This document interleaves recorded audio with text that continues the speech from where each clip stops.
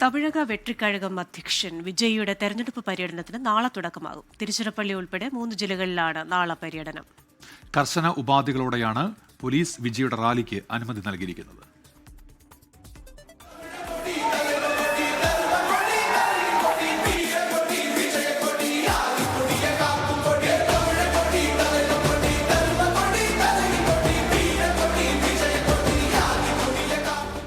പാർട്ടിയെ ശക്തിപ്പെടുത്തുക, പാർട്ടിയും രാഷ്ട്രീയക്കാരനെന്ന വിമർശനം മാറ്റിയെടുക്കുക, ഒപ്പം AIADMKയിലെയും NDAയിലെയും പൊട്ടിത്തെറിയിലൂടെ അപ്രതീക്ഷിതമായി ഉരുത്തിരിഞ്ഞു വന്ന രാഷ്ട്രീയ സാഹചര്യം പരമാവധി മുതലെടുക്കുക. വിജയ്ക്ക് ലക്ഷ്യങ്ങളേറെയുണ്ട്. നാളെ രാവിലെ 10:30 തിരുച്ചിറപ്പള്ളിയിൽ നിന്നാണ് സംസ്ഥാന പര്യടനത്തിന് തുടക്കം. കർശന ഉപാധികളാണ് പോലീസ് മുന്നോട്ട് വച്ചിരിക്കുന്നത്.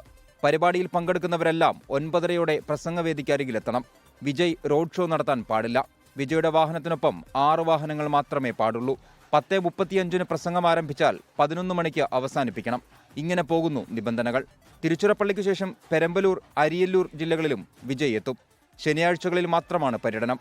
BJP മുൻ അധ്യക്ഷൻ K. അണ്ണാമലൈ അടക്കമുള്ളവർ ഇതിനെ കളിയാക്കിയിരുന്നു. ആരാധക കൂട്ടത്തിനപ്പുറം ജനങ്ങളിലേക്കെത്താൻ സംസ്ഥാന പര്യടനം ഉപകാരപ്പെടുമെന്നാണ് വിജയുടെയും TVKയുടെയും പ്രതീക്ഷ.